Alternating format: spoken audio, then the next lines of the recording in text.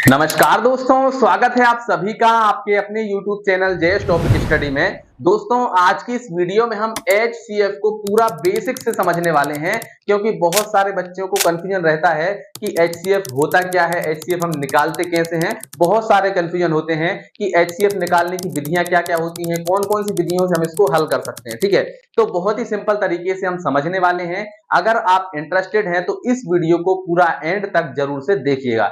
चलिए शुरू करते हैं। तो देखिए दोस्तों, सबसे पहले तो हमें यह पता होना चाहिए कि जो HCF है वो होता क्या है। ठीक है, ये पता होना चाहिए कि HCF आखिर में होता क्या है। तो इसके लिए मान लीजिए हम कोई दो संख्याएं लेते हैं, जैसे कि हम ले लेते हैं 24 और 16। ठीक है, इन दोनों का यदि हम HCF निकालेंगे तो क्या होगा। देखो, सबसे पहले हम लिखते हैं भाई 24 और फिर लिखते हैं 16। 24 के यदि हम गुणनखंड करेंगे तो कितना हो जाएगा, 2 दूनी 4 दूनी 8 या 24। ठीक है, 2 दूनी 4 4 दूनी 8 8 या 24। ठीक है, 16 के यदि हम करेंगे तो 2 गुणा 2 2 दूनी 4 4 दूनी 8 8 दूनी 16। ठीक है, अब जो HCF होता है वो क्या होता है, जो इनमें कॉमन होती है ना उन संख्याओं को हम ले लेते हैं। तो देखिए, इन दोनों में ये 2 कॉमन है, ये 2 भी कॉमन है और ये 2 भी कॉमन है। ठीक है, जो जो कॉमन होगा उसको हम लेते हैं। तो इसमें से एक 2 बाहर आएगा, इसमें से एक 2 बाहर आएगा और इसमें से भी एक 2 बाहर आएगा। इन सभी को गुणा कर लो, 2 दूनी 4 4 दूनी 8। ठीक है, तो इनका जो हमारा HCF आया, जो HCF आया वो कितना आया, 8 आया। ठीक है, अब आपको समझ में आएगा कि HCF होता क्या है। ठीक है, तो देखो यहां पर इसको मिटा देते हैं, अब इसका काम नहीं है। तो 24 और 16 का यदि हमने HCF निकाला तो कितना आया, 8 आया। अब 8 क्या है, 8 वो संख्या है जो 24 को भी डिवाइड करती है और 16 को भी डिवाइड करती है। अब आप कहेंगे कि सर 24 को तो 2 भी डिवाइड करता है और 16 को भी 2 भी डिवाइड करता है, तो 2 क्यों नहीं। 2 नहीं हो सकता। क्यों नहीं हो सकता, क्योंकि भैया हमें ऐसी बड़ी से बड़ी संख्या चाहिए जो इन दोनों को डिवाइड कर सके। मतलब कि आखिरी बड़ी संख्या, उससे बड़ी कोई संख्या नहीं हो सकती इनको डिवाइड करने वाली। तो 8 ऐसी बड़ी से बड़ी संख्या है जो इन दोनों को डिवाइड करती है। भाई 24 जो है इसको तो 4 भी डिवाइड करता है, 16 को भी 4 डिवाइड करता है, लेकिन 4 नहीं है। तो हमें ऐसी बड़ी से बड़ी संख्या लेना है। ठीक है, तो वो बड़ी से बड़ी संख्या क्या है, 8 है। ठीक है, तो ऐसी बड़ी से बड़ी संख्या जो दी गई संख्याओं को डिवाइड कर दे वो होता है HCF। ठीक है, समझ में आया। चलिए, तो HCF तो आप समझ गए। अब इनको निकालने की विधियां क्या क्या होती हैं। ठीक है, तो इसको निकालने की 2 विधि होती हैं। कौन कौन सी विधि, पहली होती है गुणनखंड विधि। कौन सी विधि, गुणनखंड विधि, गुणनखंड विधि। और दूसरी होती है भाग विधि। ठीक है, दोनों विधियां बहुत ही आसान हैं, दोनों विधियों से आप निकाल सकते हैं HCF को। ठीक है, तो पहले हम सीखेंगे कि गुणनखंड विधि से HCF कैसे निकाला जाता है, फिर उसके बाद में हम सीखेंगे कि भाग विधि से HCF कैसे निकाला जाता है। ठीक है, तो इसके लिए मैंने यहां पर कुछ सवाल लिखे हुए हैं जिनको हम सॉल्व करने वाले हैं। तो सबसे पहले सवाल है, सबसे पहले हम इसको हल करेंगे गुणनखंड विधि से। ठीक है, तो सबसे पहले देखिए क्या है, 72। ठीक है, फिर है 96 और फिर है 120। ठीक है, इन सभी को हमें क्या करना है, गुणनखंड विधि से हल करना है और इनका HCF हमें बताना है। ठीक है, तो सबसे पहले हम 72 के गुणनखंड कर लेते हैं। तो 72 को लिखेंगे। ठीक है, और इसमें हम अभाज्य संख्याओं से भाग लगाएंगे। जैसे कि पहले 2 से लगाएंगे, 2 से नहीं जाएगा तो 3 से, 3 से नहीं जाएगा तो फिर हम 5 से लगाएंगे, 4 से नहीं लगाएंगे क्योंकि 4 क्या है, एक भाज्य संख्या है। ठीक है, 5 से नहीं जाएगा तो फिर हम 7 से लगाएंगे, 7 से नहीं जाएगा तो 11 से लगाएंगे। ऐसे हमें अभाज्य संख्याओं से भाग लगाते हुए चलना है। ठीक है, तो चलिए सबसे पहले 2 से लगाते हैं। तो यहाँ पर कितना है, 7। तो 2 तिया 6, 7 थे तो एक बचेगा, यहाँ पर हो जाएंगे 12। तो 2 6 12। फिर 2 से करेंगे तो यहाँ पर आ जाएगा, देखिए 2 एकम 2। अब यहां से देखिए 3 थे तो एक बचेगा, यहाँ पर हो जाएंगे 16। तो 2 8 16। फिर 2 से लगाएंगे, 2 नाम 18।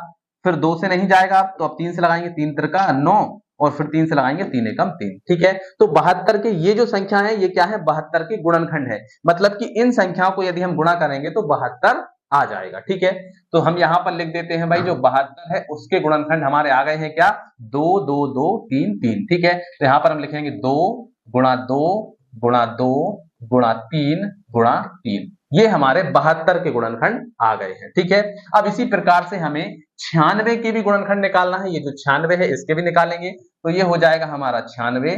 इस प्रकार से हम इसके गुणनखंड निकालेंगे। ठीक है, तो सबसे पहले 2 से, यहाँ पर 9 है तो कितनी बार जाएगा, 2 चौके 8, एक बचेगा, 2 8 16। फिर 2 से लगाएंगे 2 दूनी 4, 2 चौके 8, ठीक है। फिर 2 से लगाएंगे 2 एकम 2 और 2 दूनी 4, ठीक है। फिर 2 से लगाएंगे 2 छिंग 12, फिर 2 से लगाएंगे 2 तिया 6, फिर 3 से लगाएंगे 3 एकम 3, ठीक है। तो अब 96 के ये जो संख्या है ये 96 के गुणनखंड है, तो यहाँ पर हम लिखेंगे 96 और इसके जो भी गुणनखंड है उसको हम लिखेंगे यहाँ पर। तो 2 कितनी बार है, 1 2 3 4 5 बार है, तो 2 लिखेंगे 1 2 3 4 और ये 5, और 3 कितनी बार है, 1 बार, तो यहाँ पर 3 आ जाएगा, ठीक है। अब हमने 96 के भी निकाल लिए हैं, अब हमें निकालना है 120 के, ठीक है।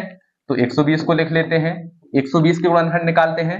तो सबसे पहले 2 से लगाएंगे 2 छिंग 12 0, फिर 2 से लगाएंगे 2 तिया 6 0, ठीक है। फिर 2 से लगाएंगे 2 एकम 2, 3 थे तो 1 बचेगा, ठीक है। इसके बाद हो जाएंगे 2 पंजे 10, ठीक है। फिर 2 से लगाएंगे, सॉरी 2 से अब नहीं जाएगा क्योंकि 15 है, तो अब हम लगाएंगे काय से, 3 से, तो 3 5 15, ठीक है। अब 5 से लगाएंगे 5 एकम 5, ठीक है। तो ये जो संख्याएं आई हैं ये 120 के गुणनखंड है, ठीक है। तो यहां पर हम लिखेंगे क्या, 120, ये हो गया 120 बराबर 2 कितनी बार है, 1 2 3 बार है, ठीक है। तो 2 गुणा 2 गुणा 2 और फिर 3 कितनी बार है, 1 बार, तो गुणा 3 और लास्ट में कितना है 5, तो ये आ गया हमारा 5, ठीक है। अब हमने सभी तीनों संख्याओं के क्या कर दिए हैं, गुणनखंड कर दिए हैं। अब क्या करना है, जो तीनों में कॉमन होगा वही हमारा क्या होगा, एचसीएफ होगा, ठीक है। तो देखिए ये वाला जो 2 है ये तीनों में कॉमन है, ठीक है। ये वाला 2 जो है ये भी तीनों में कॉमन है, ये वाला भी तीनों में क्या है, कॉमन है, ठीक है। अब देखिए क्या कॉमन दिख रहा है, देखिए 3 यहां पर भी है, 3 यहां पर भी है और 3 यहां पर भी है, ठीक है। मतलब ये 3 जो है ये भी कॉमन है। इसके बाद में ये वाला 3 देखिए यहां पर है लेकिन यहां पर नहीं है, ठीक है। 5 यहां पर है, यहां पर है लेकिन यहां पर नहीं, मतलब अब कुछ भी कॉमन नहीं है। तो अब क्या करेंगे, इसमें से एक 2 को बाहर निकालेंगे, इसमें से भी क्या करेंगे, एक 2 को बाहर निकालेंगे, इसमें से भी एक 2 को बाहर निकालेंगे और इस पूरे 3 में से भी हम क्या करेंगे, एक 3 को बाहर निकालेंगे। इन सभी को हम क्या कर देंगे, गुणा कर देंगे, ठीक है। इनको हम जैसे ही गुणा करेंगे हमारा जो HCF है वो आ जाएगा, ठीक है। तो 2 दूनी 4, 4 दूनी 8, 8 तिया 24, तो 24 आ गया, ठीक है। मतलब कि जो 24 है वो इन सभी संख्याओं को विभाजित कर देगा, ठीक है। 24 ऐसी बड़ी से बड़ी संख्या है जो इन तीनों संख्याओं को क्या कर देगा, विभाजित कर देगा, ठीक है। समझ में आया। चलिए अब दूसरा सवाल करते हैं, अगला सवाल, इसको यहां से मैं मिटा देता हूं। अगला सवाल करते हैं, ये वाला सवाल। यहां पर देखिए 17 है, इसके बाद में 23 है और 29 है, ठीक है। अब आप सोच रहे होंगे कि सर जो 17 है इसमें तो किसी संख्या का भाग जाएगा नहीं क्योंकि 17 जो है वो अभाज्य संख्या है। इसी प्रकार 23 भी क्या है, एक अभाज्य संख्या है और 29 भी एक अभाज्य संख्या है। तो इनमें इनके गुणनखंड तो होंगे ही नहीं, तो इनको हम कैसे हल करेंगे। तो इसके लिए हम क्या कर सकते हैं, जैसे कि हमने लिखा 17, तो 17 के गुणनखंड यदि हम करेंगे तो क्या होगा, 17 गुणा 1 होगा, भाई 17 एकम 17, ठीक है। इसी प्रकार से हम 23 की गुणनखंड करेंगे तो क्या हो जाएगा, 23 गुणा 1 होगा। इसी प्रकार से 29 है तो 29 का हम क्या लिख सकते हैं, 29 गुणा 1 लिख सकते हैं। अब HCF क्या होता है, जो सभी में कॉमन हो वही हमारा HCF होता है। मतलब कि यहां पर क्या कॉमन है, 1, तो जो 1 है वो हमारा क्या हो जाएगा, HCF हो जाएगा, ठीक है। तो इस वाले सवाल का जो HCF है वो 1 होगा, ठीक है। क्लियर। चलिए अब आते हैं हमारे अगले सवाल की ओर, ठीक है।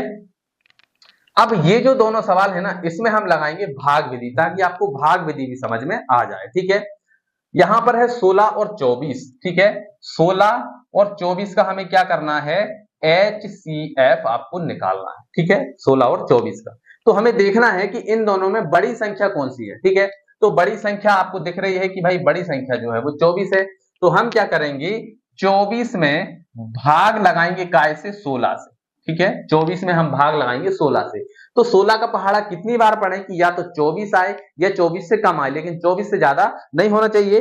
तो 16 एकम 16, 16 दूनी 32, तो 32 तो ज्यादा हो जाएगा, तो हम कितनी बार पढ़ेंगे, 16 एकम 16, तो यहां पर आएगा हमारा क्या, 16, ठीक है। अब क्या करेंगे, 24 में से 16 को घटाएंगे, तो देखिए 4 में से 6 तो जाएगा नहीं, एक उधार लेंगे 14, 14 में से 6 जाएंगे तो 8 बचेंगे, ठीक है।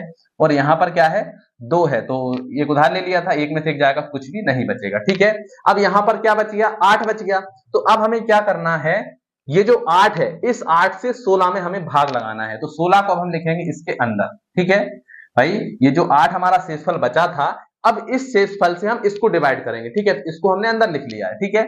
चलिए तो इसको डिवाइड करिए, 8 का पहाड़ा कितनी बार पढ़े कि 16 आ जाए, तो 8 दूनी 16, तो ये आ गया हमारा 16। अब 16 में 16 को घटाइए, क्या बचेगा, कुछ भी नहीं बचेगा। अब हमारा शेषफल 0 आ गया, मतलब कि यहाँ पर कुछ भी संख्या नहीं बची है, तो हमारा जो सवाल है वो पूरा हल हो गया। अब सवाल ये उठता है कि हमारा जो HCF है वो कहां पर है, तो हमारा जो HCF है वो है यहां पर, मतलब कि जिस संख्या से हमने लास्ट बार डिवाइड किया था वही हमारा HCF होता है, ठीक है।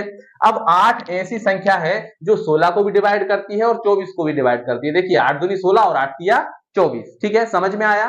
तो इसका जो HCF है वो कितना आ गया है भैया, वो आ गया है 8, ठीक है।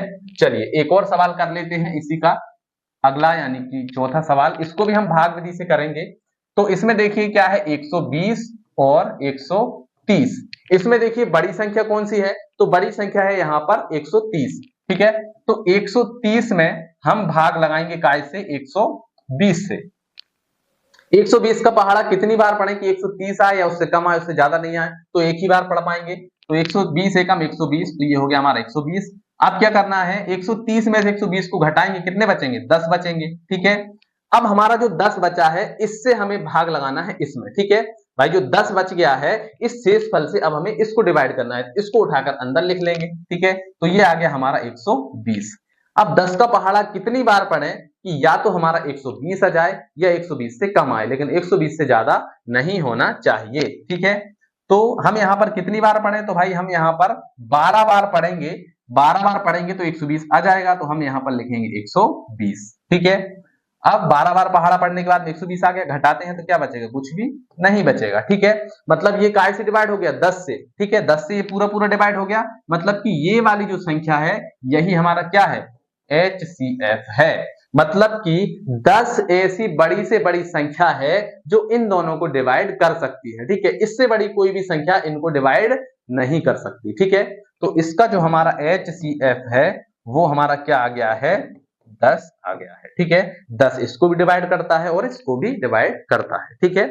चलिए तो आज की इस वीडियो में हमने जो 4 सवाल किए हैं, 2 सवाल हमने भाग विधि से किए हैं और 2 सवाल हमने गुणनखंड विधि से किए हैं, ठीक है। तो आपको दोनों ही जो विधियां हैं वो बहुत अच्छे समझ में आ गई होंगी। अगर सारा कुछ आपको समझ में आ गया है तो इस वीडियो को लाइक करिए, अपने दोस्तों के साथ भी शेयर करिए ताकि उनको भी ये चीजें पता चलें। चलिए मिलते हैं अगली वीडियो में, तब तक के लिए जय हिंद, जय भारत।